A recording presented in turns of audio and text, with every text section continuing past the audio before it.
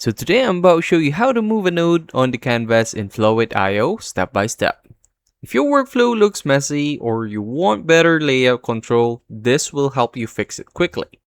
Let's get started. First, open Flowith IO and go to your project.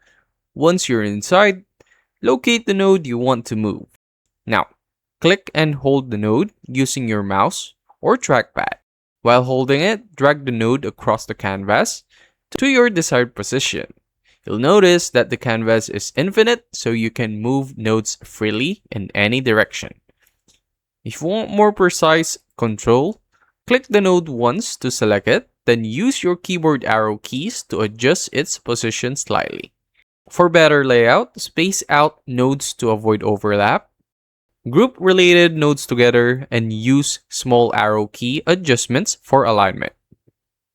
And that's it. That's how to move a node on the canvas in Flowith IO. If this helped you out, make sure to like, subscribe for more quick tutorials, and comment down below what other topics you want me to break down next. I'll see you on the next one.